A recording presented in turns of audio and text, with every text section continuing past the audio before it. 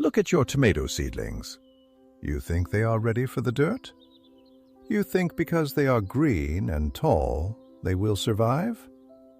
You are dead wrong. Every spring, millions of tomatoes die in the garden. They don't die from insects. They don't die from blight. They die from your impatience. You carry them out to the garden bed. You dig a quick hole. You drop them in and walk away. Congratulations. You just sentenced your harvest to a miserable death. Modern gardening magazines tell you it is easy. Just buy a chemical fertilizer, dig a hole, and wait. That is a lie designed to sell you more chemicals when your plants fail. The truth is harsh. The transition from a warm, safe windowsill to the brutal reality of the outdoor garden bed is a shock. It is a violent shock to the plant's system. If you do not prepare the plant and the soil, the roots will paralyze. They will simply stop working. The stem will rot. The leaves will turn yellow and fall off. Let us look at the biology. When a tomato root hits soil that is under 60 degrees, it shuts down. It refuses to absorb phosphorus. That is why your leaves turn purple. You pour water on them, thinking they are thirsty. But they are not thirsty. They are suffocating. You are drowning roots that are already frozen in shock. Fungus lives in that cold, unworked earth. It waits for weak, shocked plants. Once the roots are paralyzed, the fungus attacks. And your season is over before it begins. Stop being lazy.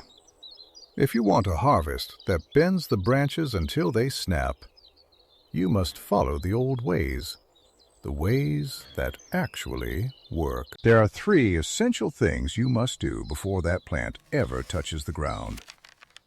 If you skip even one of them, you are gambling with your harvest. Thing number 1, you must prepare the bed.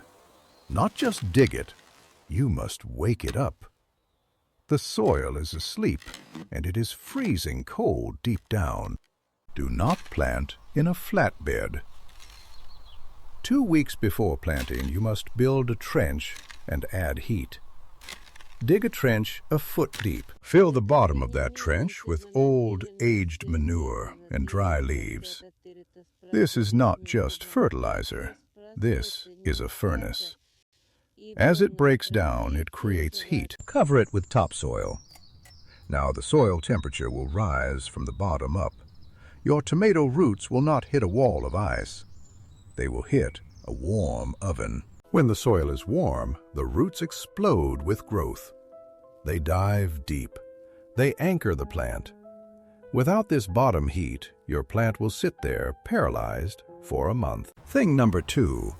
You must punish your seedlings. Yes, punish them. Soft, pampered plants belong in a greenhouse, not in a real garden. For 10 days before planting, stop watering them. Let them wilt slightly. Let the soil in their pots go completely dry. Make them fight for survival. Why? Because water makes a plant lazy and brittle. When you withhold water, the plant thickens its stem. It builds a defense against drought and wind. Take them outside, put them in the wind, let the cold air hit them. The first day they will look pathetic. By the 5th day, they will look like warriors. If you plant a pampered, weak seedling, the first spring gust will snap it in half. The first hot sun will fry its thin leaves to a crisp. Toughen them up. A dark green, thick-stemmed plant with slightly curled leaves is a survivor. That is the only type of plant you want in your dirt. Thing number 3, and this is where most amateurs fail completely. Do not plant the tomato straight up, and do not keep the bottom leaves. 3 days before planting, take a sharp knife, cut off the bottom leaves. Strip the lower half of the stem completely naked. Those lower leaves are useless. They touch the wet soil. They pick up blight. They invite pests. Cut them off and let the wounds heal over. If you plant a fresh cut in the dirt, bacteria will enter. You must give the plant 3 days to form a hard scab over the cuts. It seals the door. Now, when you plant, do not dig a deep vertical hole. Dig a shallow horizontal trench. Lay the plant down on its side. Bend the top carefully upward. Cover that entire bare stem with warm, prepared soil. Do not be afraid. The plant knows exactly what to do. A tomato is a vine. Everywhere that stem touches the dirt, it will grow massive, thick roots. By burying it sideways, you multiply the root system by 10. Deep vertical holes are freezing cold at the bottom. By planting horizontally, you keep all those new roots in the top 6 inches of soil. The top 6 inches is where the sun warms the earth. It is where the oxygen is. It is where your compost trench is generating heat. A massive root system means a massive plant. A massive plant means a massive harvest. It is simple math. You build the foundation first. Do not water them immediately after planting. I know you want to. Stop. Let the roots search for the moisture in your prepared bed. Wait 2 days. Then water them deeply, not at the stem, but a foot away. Force the roots to stretch out and claim their territory. Mulch the bed with dry straw immediately. Do not leave bare soil. Bare soil evaporates. Bare soil cracks. Bare soil splashes disease onto your plants. Straw keeps the moisture locked in. It keeps the soil temperature stable, and it blocks the fungus spores from reaching your precious leaves.